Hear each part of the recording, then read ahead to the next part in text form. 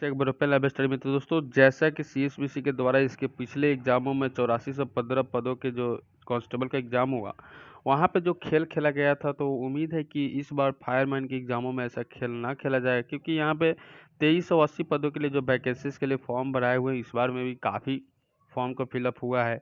और मैं बता दूं, इसमें मात्र 15 सेट मैं दूंगा आपको, सारे सब्जेक्ट का 15-15 सेट दूंगा। और अगले मंथ में ही आप लोगों के लिए मैं लाइव लेकर आऊँगा, क्योंकि बहुत सारे स्टूडेंट का कमेंट था, सर लाइव कब लेकर आइएगा, तो मैं बता दूं अगले मंथ से लाइव लेकर आऊँगा। इस मंथ में आपको ऑफलाइन से संबंधित सारा क्वेश्चन जो था इकट्ठा, वो सारा क्वेश्चन मैं आपको देने वाला हूँ, क्योंकि इस बार जो चेंज किया है ना सिलेबस, और सबको जो चकमा देकर जो एग्ज़ाम लिया गया है ना, वो बहुत ही बेहतरीन किया है, बहुत ही बेकार किया है, ये चीज़ मैं कह सकता हूँ।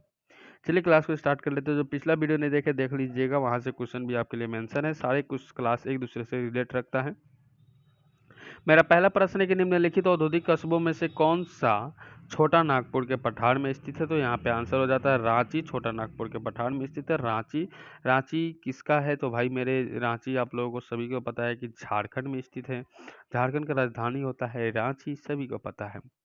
ठीक है। अब यहाँ पे ये भी चीज़ पूछा जा सकता है कि आसनसोल कहाँ है, बहुत ही बढ़िया पूछता है, तो पश्चिम बंगाल में। दुर्गापुर में भी पश्चिम बंगाल में स्थित है। और भिलाई पूछता है तो छत्तीसगढ़ याद रखिएगा। ठीक है। अगला प्रश्न यहाँ पे लग चुका है। जो वीडियो को लाइक और शेयर नहीं किए, प्लीज़ सभी से रिक्वेस्ट है कि शेयर कर दीजिएगा। दामोदर नदी निकलती है, ध्यान रखिए। सेकंड नंबर क्वेश्चन का आंसर क्या हो जाता है, छोटा नागपुर से। कहाँ से निकलता है, छोटा नागपुर से। और अभी हम लोग छोटा नागपुर पठार कहाँ पे पढ़े हैं, तो झारखंड में पढ़े हैं, रांची के अंदर। नेक्स्ट क्वेश्चन हमारा रहेगा आप सभी के बोर्ड पे यहाँ पे कि पूर्वी समुद्रों के स्वामिनी का नाम क्या है। तो अगला प्रश्न का आंसर हो जाता है भारत। बहुत ही सुंदर क्वेश्चन, डी नंबर ऑप्शन हमारा सही हो जाता है। नेक्स्ट क्वेश्चन देख लीजिए। क्वेश्चन क्या पूछा गया है कि भारत में किस औद्योगिक में सर्वाधिक लोग कार्यरत हैं। तो सबसे ज़्यादा जो लोग कार्यरत है वो कपड़ा उद्योग में कार्य करते हैं, सभी को पता है। सबसे ज़्यादा भारत में कार्यरत है कपड़ा उद्योग में, सेकंड टाइम में बैग उद्योग में। ठीक है, दोनों क्वेश्चन पूछता है, ज़्यादातर बार बार पूछने वाला क्वेश्चन यहाँ पे है, और ये चीज़ें आपको याद रखना चाहिए। और दूसरा है जो कि कृषि भी आपको आता है, जो कि बड़ा रोजगार के बारे में बात की जाती है। नेक्स्ट क्वेश्चन हमारा रहेगा आप सभी के बोर्ड पे, किसी झील की तली में अवरुद्ध जल को क्या कहते हैं। अवरुद्ध जल को क्या कहते हैं, तो 5 नंबर क्वेश्चन का आंसर कर दीजिएगा। मदसर कहते हैं। क्या कहते हैं मेरे भाई, मदसर कहते हैं। ठीक है। नेक्स्ट क्वेश्चन आपके बोर्ड पे लग चुका है। यहाँ पे अगला प्रश्न है कि काराकोरम राजमार्ग निम्नलिखित में से किन दो राजमार्गों को देशों को जोड़ता है। तो आपसे ये क्वेश्चंस बहुत ही बार पूछ चुका है, और इस प्रकार के क्वेश्चंस को आपको याद कर लेना चाहिए, क्योंकि ऐसे क्वेश्चंस आपको हमेशा पूछता है।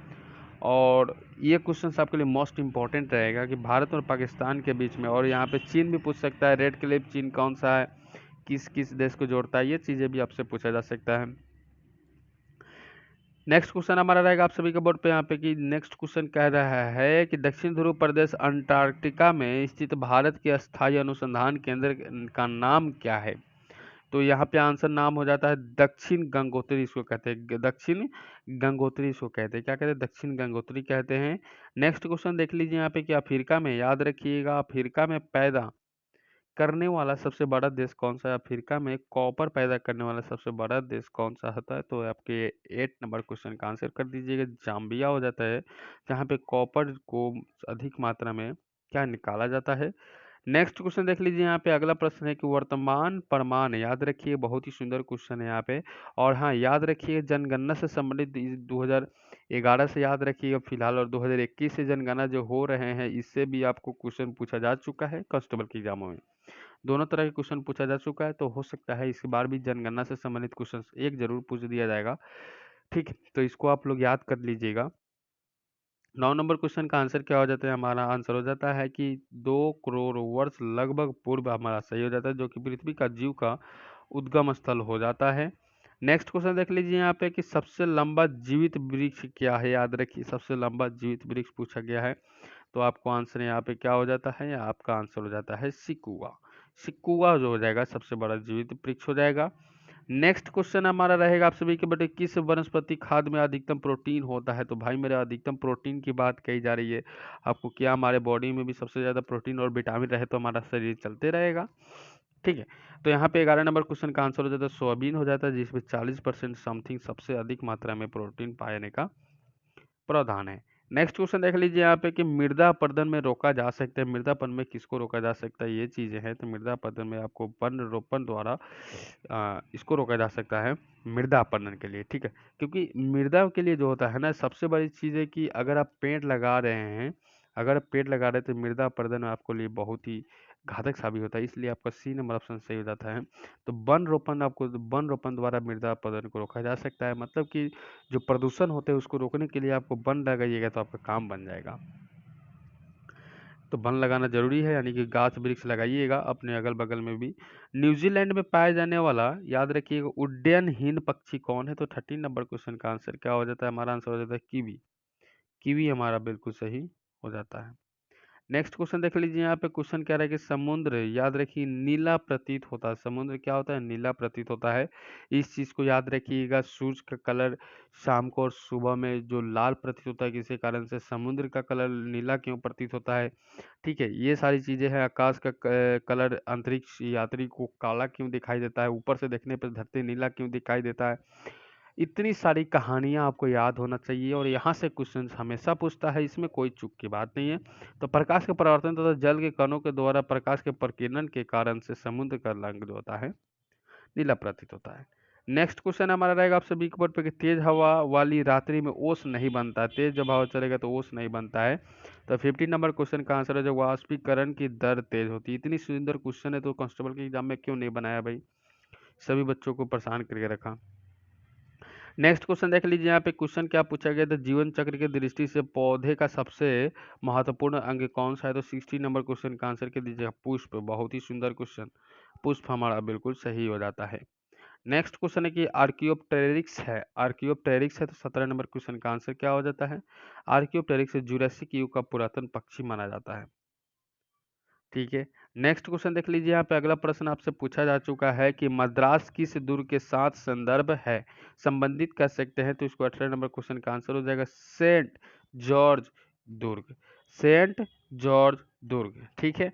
अगला प्रश्न देख लीजिए, यहाँ पे क्वेश्चन आपके लिए क्या पूछा गया कि हमारी आकाश गंगा के केंद्र की परिक्रमा करने में सूर्य को समय लगता है। देखिए, हमारा जो पृथ्वी है या अन्य ग्रह हैं जो कि सूर्य की परिक्रमा करते हैं, लेकिन सूर्य भी है जो कि हमारे जो आकाश गंगा है, तारामंडल है, आकाश जो गंगा है, गैलेक्सी है, उसको क्या कहता है? परिक्रमा करता है। तो एक परिक्रमा करने में कितना समय लगता है? तो 10 करोड़ वर्ष लगता है। कितना भाई? 10 करोड़ वर्ष। बताइए कि कितना बड़ा है कि 10 करोड़ वर्ष में एक चक्कर घूमता है। अगला प्रश्न आपके बोर्ड पर लग चुका है कि अग्नि चट्टानों के लिए निम्नलिखित में से कौन सा कथन सही है? तो अग्नि चट्टानों के लिए जो सही है वो है एक स्थलीय तथा अक्स्थलीय दोनों के रूप में होता है, इसलिए हमारा सी नंबर ऑप्शन सही हो जाते हैं। नेक्स्ट क्वेश्चन देख लीजिए, यहाँ पे क्वेश्चन क्या पूछा गया कि निम्नलिखित में से कौन एक पतन नहीं है? पतन अगर नहीं है तो यहाँ पे 21 नंबर क्वेश्चन का कैनबरा हो जाएगा। कैनबरा हमारा बिल्कुल सही हो जाता है, बी नंबर ऑप्शन हमारा सही करेक्ट हो जाता है। अगला प्रश्न पूछेगा कि पारिस्थितिक संतुलन बनाए रखने के लिए न्यूनतम वन आवरण होना चाहिए। तो अगर हमारा जो धरती का है प्राकृतिक संतुलन अगर बनाए रखना है, कोशिश करना है कि ज़्यादातर टिके और हम लोग भी जिए, तो इस रूप में आपको कितना परसेंट तक लगाए रखना है? तो 33% तक कम से कम भूमि पर तो आपको पेड़ पौधा जल की मात्रा तो रखनी ही होगी, तभी हम लोग अच्छे से रह पाएंगे। मिनिमम की बात कही जा रही है। पत्थर के कोयले के भंडार में कौन सा देश विश्व में अग्रणी है? तो सबसे विश्व में सबसे आगे कौन सा है जो पत्थर में सबसे संपूर्ण है? तो चीन है जाता है। चीन तो अक्सर सब कुछ में आगे है, कोविड-19 में भी आगे है भाई। नेक्स्ट क्वेश्चन हमारा रहेगा आप सभी के बोर्ड पे कि भारत के चावल के कटोरे क्षेत्र का नाम बताइए। तो भारत के चावल का कटोरा किसको कहते हैं? तो सभी को पता है, भारत के कट्टा को कहते हैं भारत के चावल का कटोरा। अब यहाँ पे बात कर लेते हैं मेरे भाई, यहाँ पे 24 नंबर क्वेश्चन का आंसर क्या हो जाता है? तो यहाँ पे कृष्ण गोदावरी डेल्टा क्षेत्र को हम लोग क्या कहते हैं? चावल का कटोरे कहते हैं, ठीक है। बी नंबर ऑप्शन हमारा सही हो जाता है।